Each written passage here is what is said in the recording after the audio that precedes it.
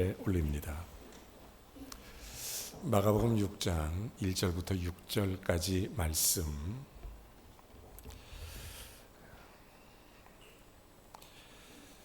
제가 한 절 여러분이 한 절 합니다. 예수께서 거기를 떠나사 고향으로 가시니 제자들도 따르니라.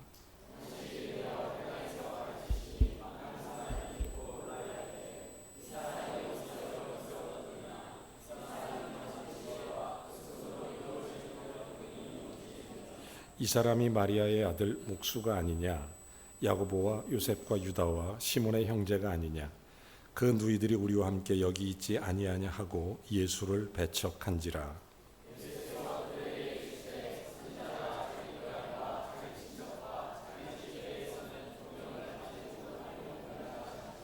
거기서는 아무 권능도 행하실 수 없어 다만 소수의 병자에게 안수하여 고치실 뿐이었고,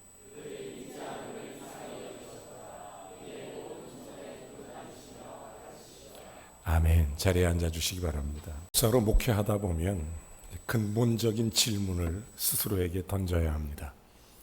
나는 바른 목회를 하고 있는가? 하나님이 기뻐하는 목회를 하고 있는가? 굉장히 중요한 원론적인 질문을 던지지 않으면 끝없이 이 목회 환경 속에서 하나님의 뜻을 이루어 갈 수가 없는 것입니다. 그래서 근본적이고 아주 원론적인 질문을 계속하고 있고, 지금도 고민하고 현재 진행형으로 끝없이 이 문제에 대한 도전을 받습니다. 제가 목회를 처음 시작하고 목사 안수를 받을 때 지방의 어떤 원로 어르신 목사님께서 저에게 목사 시취라는 것을 하게 되는데, 그 시취 과정에서 아주 귀한 말씀 하나를 해주셨습니다. 근데 세월이 지나니까 참 그게 진리구나 이런 생각이 들 때가 참 많은데, 이런 말씀이었습니다. 천사의 목회를 해도 반대자가 있다. 악마의 목회를 해도 추종자는 있다. 그러니 내가 어떤 자리에 있는지를 스스로 돌아봐야 한다. 그래서 굉장히 강력한 도전이었습니다. 지금도 그 말이 제 머릿속에 떠나지 않고, 나는 죽을 때까지 천사의 목회를 감당하는 목사가 되어야 되겠다, 이런 마음의 결심을 하고 지금까지 살아오고 있어야 됩니다. 이게 본질적인 목사를 향한 질문입니다. 그렇다면 신앙인들도 역시 본질적인 질문을 던져야 됩니다. 여러분은 왜 예수를 믿습니까? 무엇 때문에 예수를 믿습니까? 이런 질문, 기초적인 가장 소중한 질문을 던져야 됩니다. 예수를 믿는 이유가 주로 문제 해결을 위해서라든지 아니면 자기의 어떤 성취를 위해서라든지, 여러분 그렇지 않습니다. 예수를 믿는 것은 예수님이 하나님의 아들, 나의 구세주, 나의 그리스도, 나의 생명, 날 위해 죽으시고 날 위해 부활의 보증이 되신 예수 그리스도를 믿는 것입니다. 신앙의 출발선이 이렇게 중요한 것입니다. 영적 출발선이 중요합니다. 여러분은 이런 질문에 대답하셔야 됩니다. 나는 정말 왜 예수를 믿는가? 그리고 정말 어떻게 신앙생활을 하는가? 이 질문 앞에 서지 않으면 영적인 해답을 얻을 수가 없는 것입니다. 저는 오늘 성경 본문을 보면서 참 깊은 은혜를 받습니다. 어쩌면 인간적으로, 육신적으로 예수님께서 평생 사시는 동안에 가장 힘든 목회 시간을 지내고 있었을 것입니다. 제일 힘든 시간. 예수님은 정말로 괴로운 시간이었을 거예요. 이렇게 시작하죠. 예수님이 고향에서 배척받으시는 장면입니다. 다른 데도 아니고 믿고 사랑하고 30년 동안을 함께 지냈던 사람들에게 배척당하는 예수님. 그 모습 속에서 참 많은 것을 깨닫습니다. 여러분, 예수님은 마가복음 4장과 5장 말씀을 통해서 4가지 비유의 말씀과 4가지 이적에 대해서 성경이 기록합니다. 4가지 비유의 말씀 뭐죠? 좋은 땅, 여러 땅의 비유입니다. 사람들의 마음을 얘기하는 거죠. 등경, 하나님 말씀에 대한, 그리고 등불 이야기를 하고, 그 다음에 자라나는 씨. 자, 작은 거죠. 말씀이 떨어지면 자라난다. 마지막 겨자씨는 작지만 큰 나무에서 새들이 깃든다. 전부 다 하나님 말씀의 믿음에 관한 이야기를 합니다. 그리고 5장으로 가면 4가지 표적을 일으킵니다. 바람과 파도를 잔잔케 하시면서 자연을 다스리시는 권세 있는 예수 그리스도를 보여주십니다. 그뿐만 아니라 거라사 지방에 가셔서 거라사 귀신 들린 사람의 귀신을 쫓아냄으로써 그 영적 모든 권세를 가지신 예수 그리스도의 모습을 보여주시는 것입니다. 그리고 나서 12해를 혈루병으로 앓고 있었던 한 여인이 예수님 뒤로 와서 옷자락을 잡으며 그의 질병이 나은 걸 보고 육적 모든 필요를 채우시며 육적 권세가 있음을 보여주시는 것입니다. 그리고 그 다음 사건이 바로 회당장 야이로의 딸이 죽었을 때 그 집에 방문하여 그 딸이 이미 죽었음에도 불구하고 그의 죽음 속에서 이 회당장 야이로의 딸을 일으키는 겁니다. 여러분, 이 4장과 5장이 일으키는 내용은 분명합니다. 예수가 왜 그리스도시고, 예수가 하나님이시고, 예수가 왜 나의 생명이신지, 왜 이것을 밝히 드러내시고자 하는 것입니다.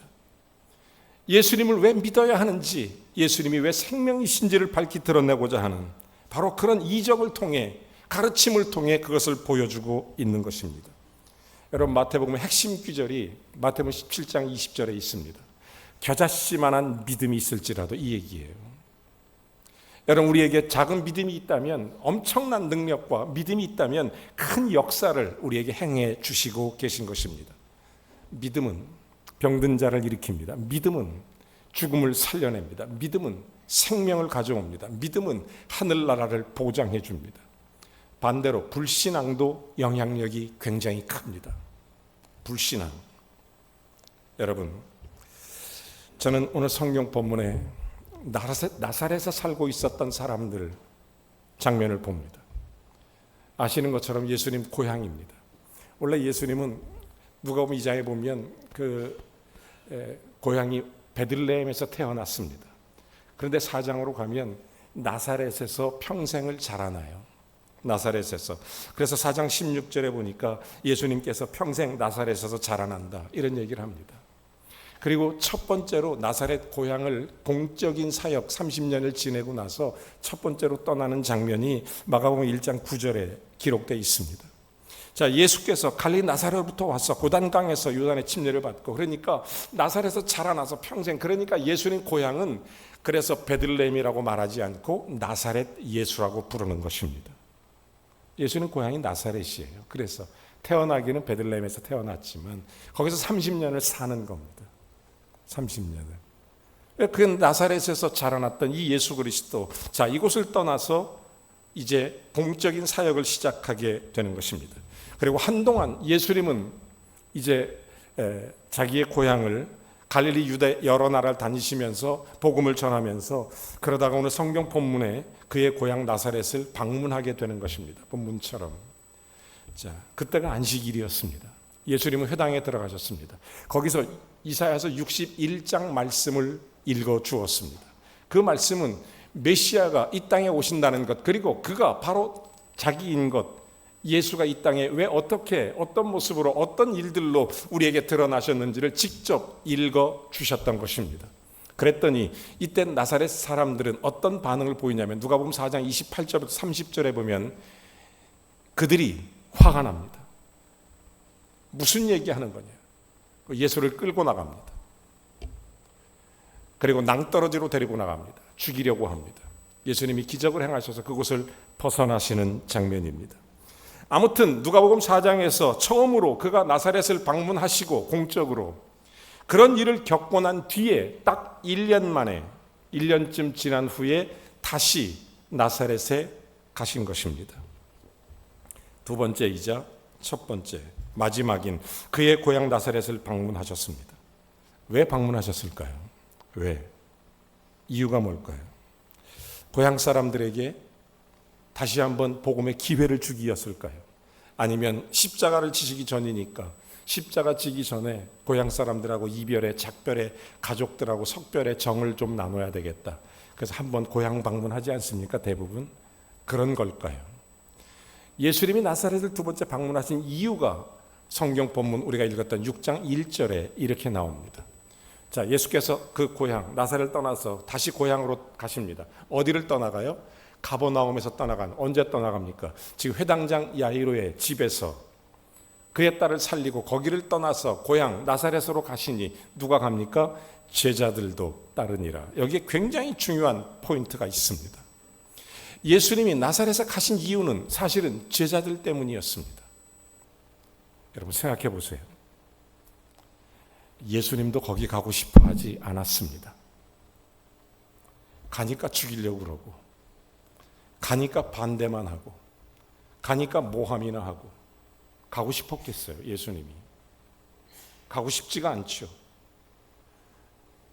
얼마나 속이 좀 상할까요? 그럼에도 불구하고 제자들 때문에 갑니다. 왜냐하면 이 성경 본문 뒤에 예수님께서 제자들 둘씩 짝지어서 이제 파송하는 장면이 나옵니다. 자, 그러면서 이런 얘기를 하세요. 너희가 반대할 수도 있고 찬성할 수도 있다. 가는 곳에 복음을 전하다 보면 누구는 너를 영접할 것이고 누구는 너를 거절할 것이다. 그러니 이럴 때 이렇게 해라. 이 말씀을 가르쳐 주시는 것입니다. 그러니까 예수님께서는 지금 갈릴리의 나사렛을 방문하시면서 본인 당신이 직접 거절당하시는 장면을 직접 제자들에게 보여주는 겁니다. 이것을 통해서 가르치는 거예요. 복음에는 이런 일이 있다. 여러분 6장 10절에 보시면 이런 일이 있습니다.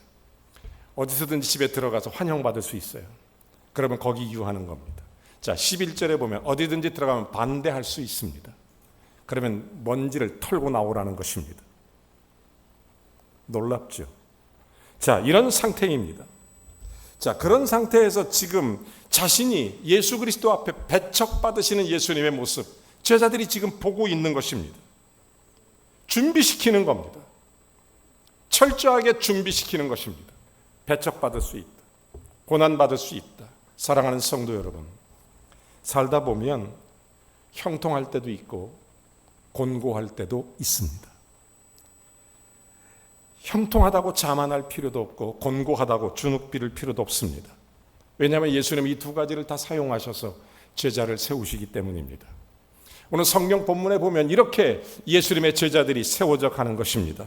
그러므로 믿음으로 잘 훈련받아서 우리 범일교회 모든 성도들이 다 귀하게 쓰임받기를 주의 이름으로 축원합니다. 계속해서 2절을 보십시오. 본문 같이 읽어볼까요? 시작. 안식일이 되어 회당에서 가르치시니 많은 사람이 듣고 놀라 이르되 이 사람이 어디서 이런 것을 얻었느냐? 이 사람이 받은 지혜와 그 손으로 이루어지는 이런 권능이 어찌 됨이냐? 자, 회당에 들어갔습니다. 많은 사람을 가르쳤죠. 오늘 성경에 가르친 내용을 기록하진 않았지만 여러분 성경 전체를 보면 예수님께서 어떤 가르침을 주셨는지를 잘 알 수 있어요. 특별히 누가복음과 요한복음에 자세히 이런 내용들이 기록되어 있는데 여러분 예수님의 가르침에는 권위가 있었습니다. 마태복음 7장 29절에도 보면 권위가 있었어요. 예수님의 가르치심, 그 권위에 사람들이 놀랐습니다. 누가복음 4장에도 보면 예수님의 가르침은 은혜로웠습니다. 그리고 요한복음 7장에 보면 예수님 배우지 않았지만 모든 걸 다 통달하고 계셨습니다. 똑같이 요한복음 7장 46절에도 보면 그 말씀은 누구도 흉내내지 못할 진리의 말씀이었습니다. 그래서 그날 회당에 모인 사람들이 예수의 가르침을 듣고 권위 있는 말씀, 은혜로운 말씀, 생명의 말씀, 진리의 말씀을 듣고 크게 놀랐던 것입니다. 쉽게 깨달았습니다. 이해했습니다. 받아들였습니다. 예수 그리스도의 말씀이 너무 훌륭하다, 너무 좋다. 그러나 이때도 그들은 여전히 예수를 믿지 않고 있었습니다. 그들의 마음이 길가고 돌짝밭이고 가시덤불로 채워져 있으니까 생명이 들어가도 받아들이지를 못하는 겁니다. 여전히. 이 사람이 그래서 뭐라고 얘기하죠? 어디서 이런 것을 얻었느냐? 예수님을 뭐라고 얘기해요? 이 사람이라고 얘기합니다. 그리고 뭐라고 그래요? 이런 것을 얻었느냐? 얼마나 비하하고 있습니까? 예수를 얼마나 무시하고 있습니까? 여러분 예수님께서는 지혜가 무궁하십니다. 산상수훈에 마태복음 7장에 보면 예수님께서는 26개의 주제를 얘기합니다. 복, 의, 사망, 그 결혼뿐만 아니라 살인, 율법, 사명, 상, 복수, 원수, 구제, 기도, 금식 26가지를 줄줄이 예수님 모르시는 게 없어요. 통달하신 분이십니다. 권능도 마찬가지입니다. 바람과 파도를 잔잔케 하시고 죽은 자를 살리시고 오병이어의 기적을 일으키시고 귀신을 내쫓고 물로 포도주를 만드시고 바다 위를 걸으시는 분이십니다. 요한복음 21장 25절에 보면 이렇게 기록되어 있어요. 그런 걸 일일이 기록하기에는 지면이 부족할 정도로 예수님 표적은 한이 없어요. 요한복음 3장에 보면 니고데모라는 사람이 예수를 찾아와서 이런 얘기를 합니다. 선생님, 하늘로부터 오신 분인 것을 나는 당신들의 표적을 보고 내가 알았습니다. 예수님 하는 일을 보면 나는 메시아인 것을 알았습니다라고 니고데모 고백하는 장면이 나와요. 여러분, 그렇지만 나사렛 사람들은 놀랍게 그럼에도 불구하고 외면합니다. 이 사람이 어디서 이런 권능을 얻고 어디서 이런 힘을 얻느냐. 증거가 불충분해서 그렇게 끝맺는 것이 아니었습니다. 이미 믿지 않으려고 작정한 것입니다. 이미 마음속에 완악함으로 돌처럼 딱 굳어 있는 것입니다. 마음속에 가시밭으로 꽉 차 있는 것입니다. 먼저 믿기로 결심해야 마음이 열릴 텐데, 여러분 루디아를 만났던 사도 바울이 복음을 전했을 때 이 바울이 얼마나 감격한 내용이 뭐냐면 저가 마음을 열어서 예수의 복음이 들어갔다 이런 얘기를 해요. 사도행전 16장 17장에 보면 그런 얘기가 나옵니다. 감동되잖아요. 여러분 마음이 열려서 주의 말씀이 여러분에게 생명의 씨앗으로 심겨지기를 주의 이름으로 축원합니다. 마음을 닫지 마세요. 하나님 앞에 마음을 닫지 마세요. 말씀 앞에 마음을 닫지 마세요. 나사렛 사람들이 바로 그랬습니다. 나사렛 사람들이 그렇게 살아요. 마가복음 9장에 보면 믿음이 없는 자들은 믿게 해달라, 그리고 믿음 없음을 도와달라고 기도하라는 거예요. 차라리 기도할지언정 하나님 말씀 앞에 마음을 닫는 그런 완악함이 없기를 주의 이름으로 축복합니다. 여러분 원어 성경에 보면 그들이 참 말하는 게 기가 막혀요. 여기 보면 그의 부모뿐만 아니라 그의 형제들 거론합니다. 뭐라고 얘기해요? 원래 예수님은 제사장도 아니고 서기관도 아니고 바리새인도 아니고 회당장도 아니었습니다. 자, 그러다 보니까 그저 목수에 불과한 그가 메시아로 이 땅에 와서 권능을 행하니 자기들이 못 받아들이겠다 그런 얘기입니다. 의도가 뻔합니다. 예수를 무시하는 거죠. 뭐라고 얘기하죠?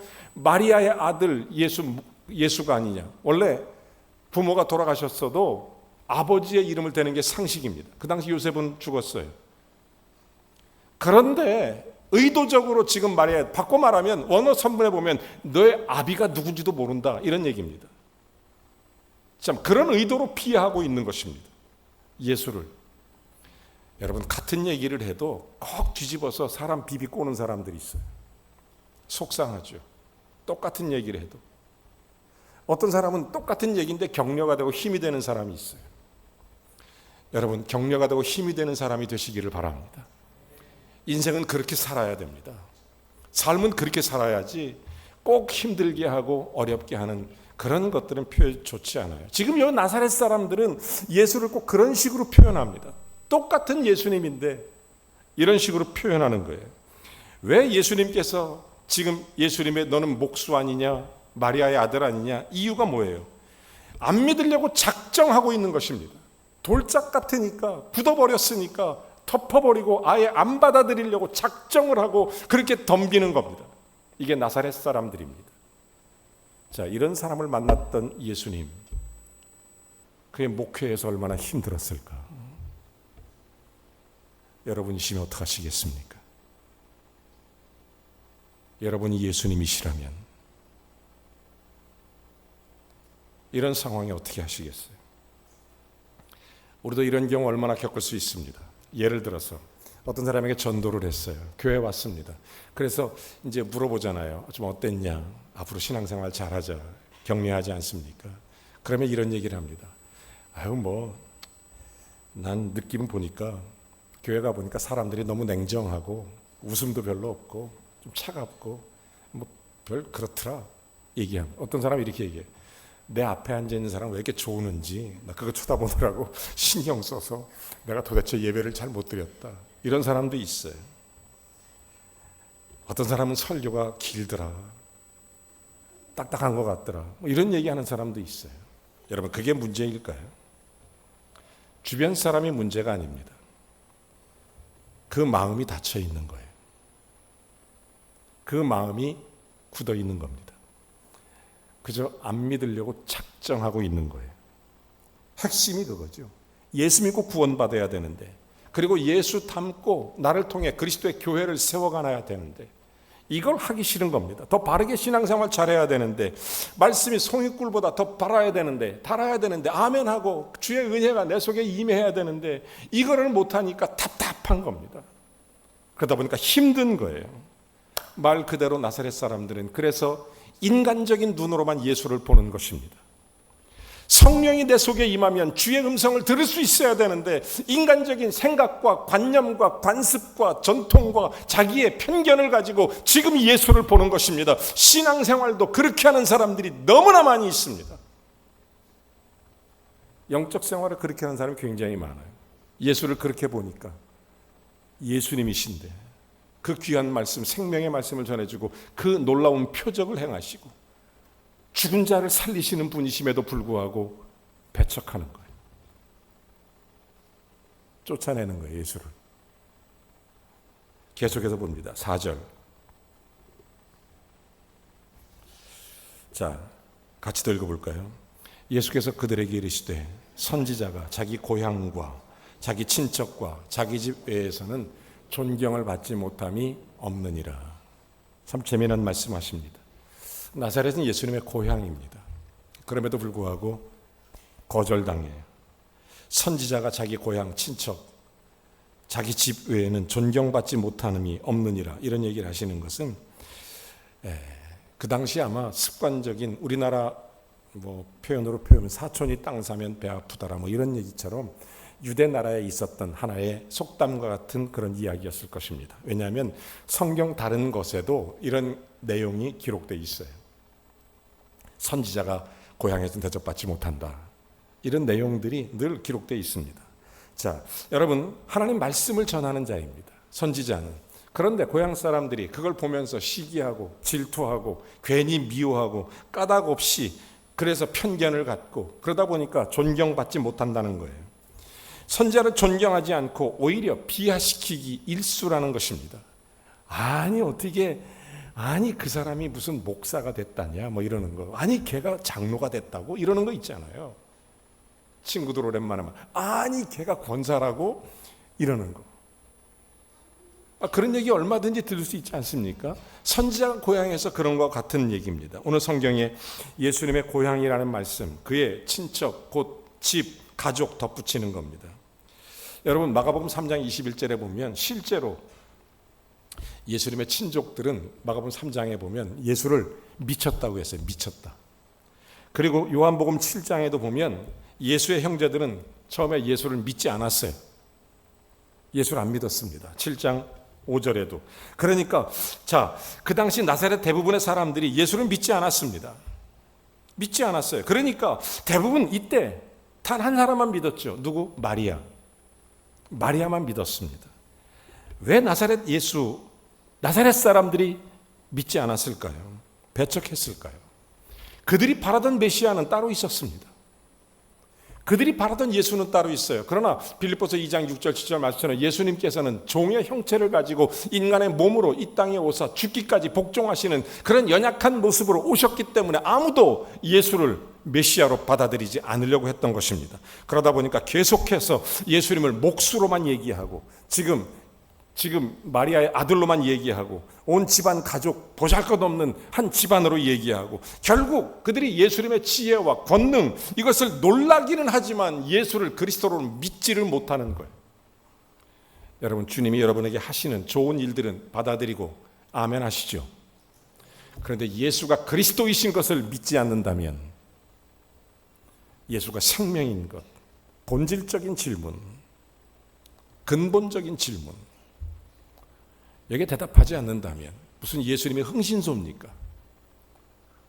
조금 주면 해결해주는, 내가 기도 좀 하면 해결해주고 헌신 좀 하면 뭔가 크게 해결해주고, 예수님이 흥신소예요? 근본적인 질문이 있어야 돼요. 정말 주님이 날 위해 십자가 지시고 구원하신 생명의 구세주로 받아들여야 되는데, 나사렛 사람들은 여전히 인간적인 생각으로만 지금 신앙생활을 하고 있는 거예요.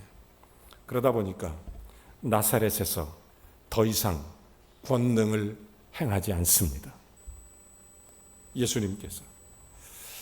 여러분, 우리들의 마음이 우리들의 신앙이 선지자의 고향처럼 되지 않기를 주님의 이름으로 축원합니다. 아멘. 선지자의 고향처럼 되면 안 돼요. 예수를 배척했던 나사렛 사람들처럼 되면 안 됩니다.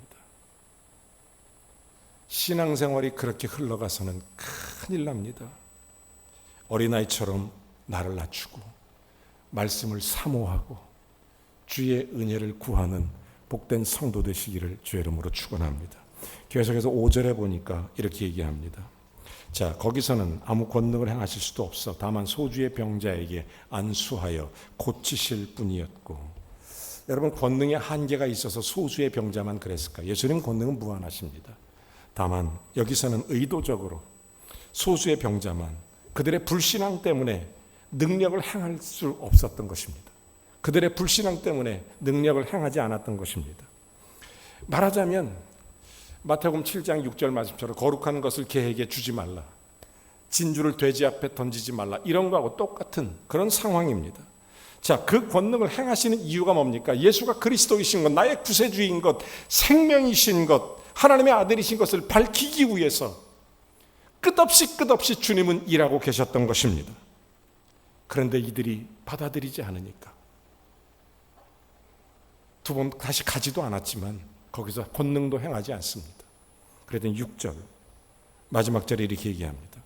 같이 읽어볼까요?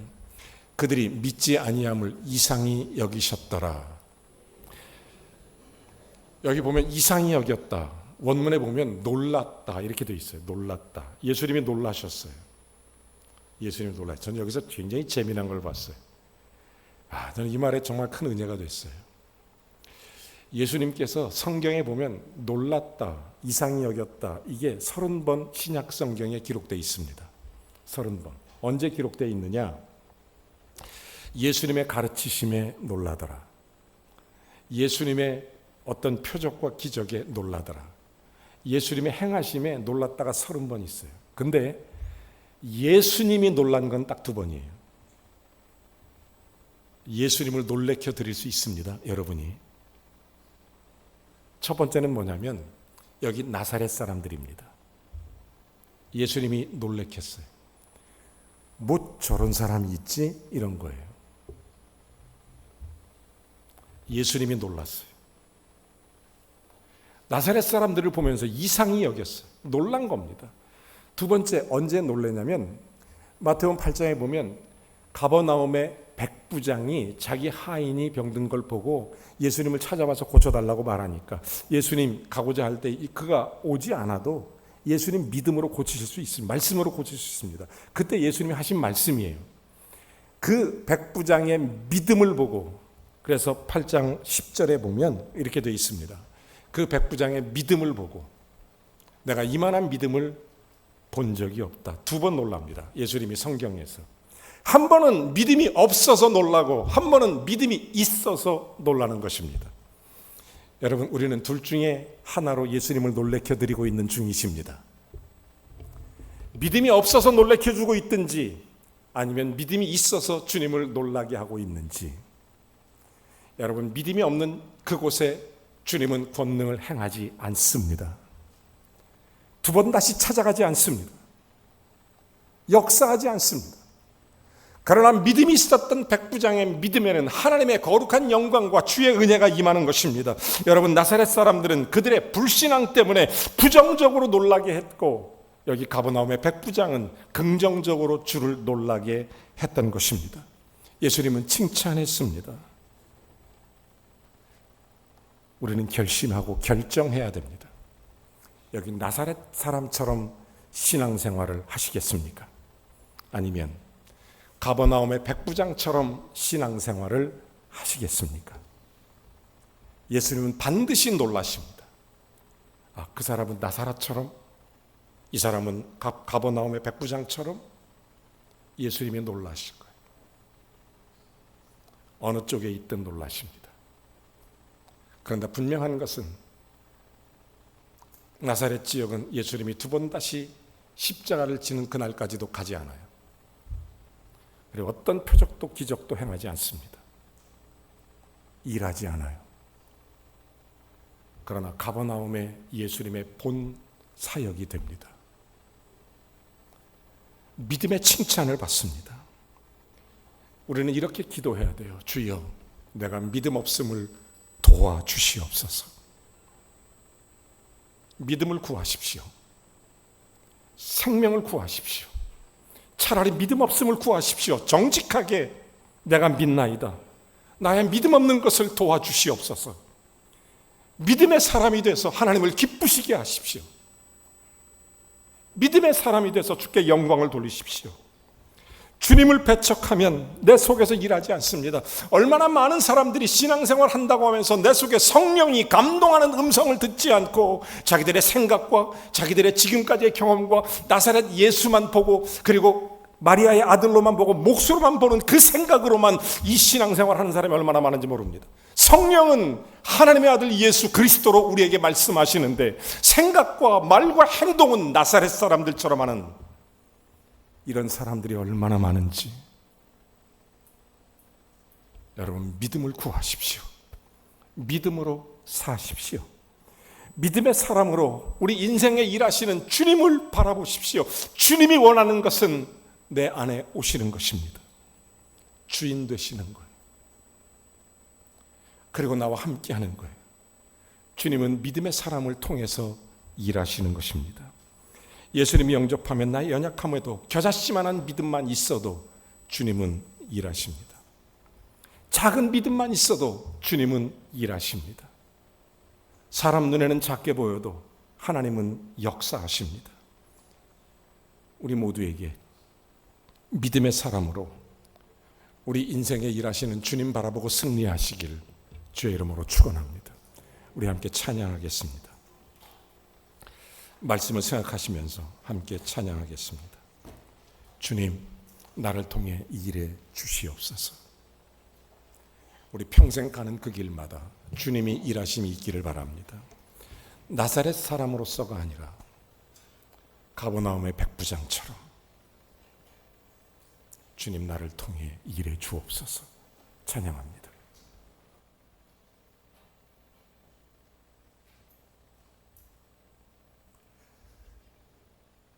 날이 저물어 갈 때 빈들에서 걸을 때 그때가 하나님의 때 내 힘으로 안 될 때 내 힘으로 안 될 때 빈손으로 걸을 때 내가 고백해 여호와 이래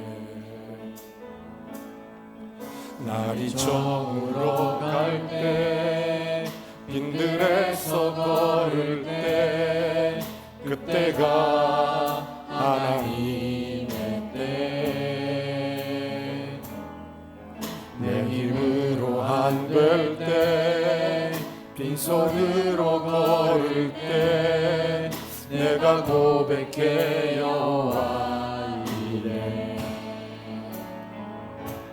주가 일하시네 주가 일하시네 주께 아끼지 않는 자에게 주가 일하시네 주가 일하시네 신뢰하며 걷는 자에게 우리 모인 이곳에 주님 함께 계시네 누리네 아버지 은혜 적은 떡과 물고기 내 모든 걸 드릴 때 모두 고백해 여호와 이래 주가 일하시네 주가 일하시네 주께 아끼지 않는 자에게 주가 일하시네 주가 일하시네 신뢰하며 걷는 자에게 주가 일하시네. 주가 일하시네. 주가 일하시네. 주께 아끼지 않는 자에게 주가 일하시네. 주가 일하시네. 신뢰하며 걷는 자에게. 기도하시겠습니다. 믿음의 사람에게 주님은 일하십니다. 주님을 배척하면 내 속에서 주님은 일하지 않습니다. 신앙의 근본적인 질문을 던지십시오. 주님이 살아계십니다. 하나님이 역사하십니다. 이 시간 정말로 하나님 앞에서 결심하시고 결단하십시오. 하나님, 내가 주님을 믿습니다. 성령의 음성을 듣습니다. 주님, 나를 통해 일해 주십시오. 혹시 그런 마음의 결심이 잘 들지 않는 사람이 있다면 믿음을 달라고 기도하십시오. 주여, 사람 뜻과 생각 버리고 정말 주님 붙잡고 나사렛 사람처럼 살지 않도록,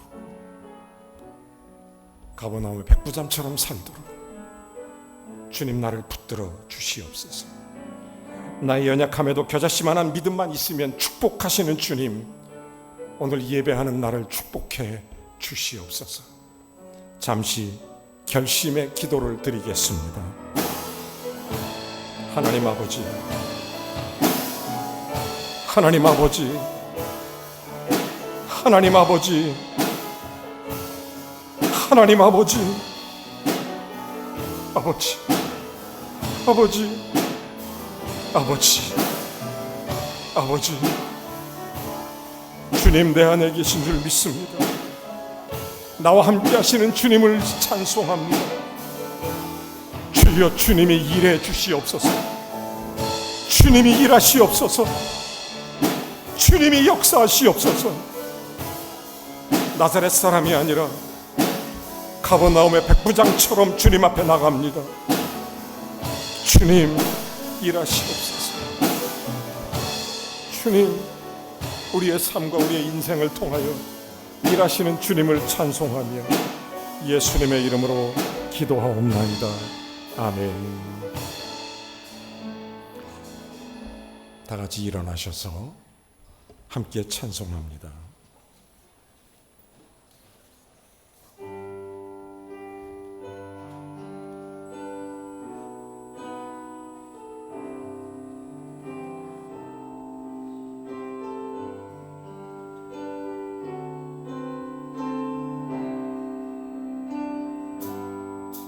모든 영광을 하나님께,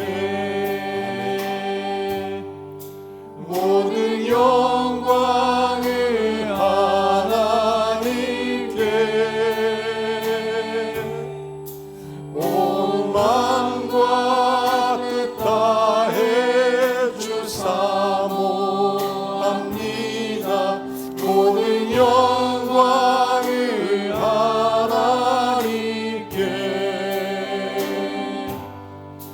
예수님 찬양 받으소서.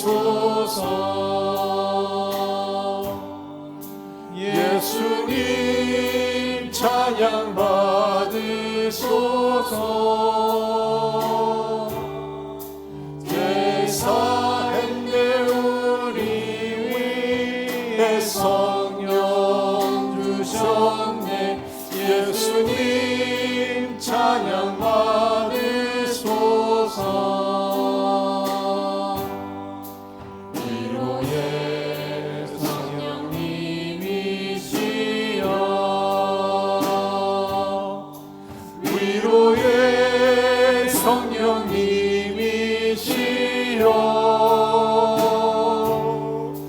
우리 안에 계셔서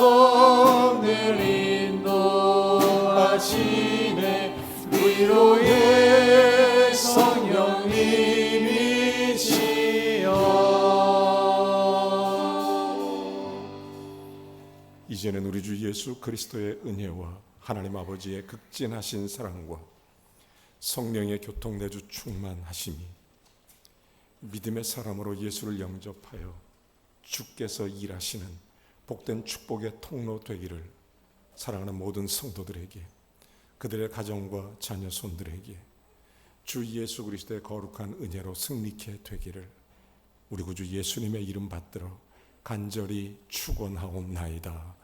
아멘.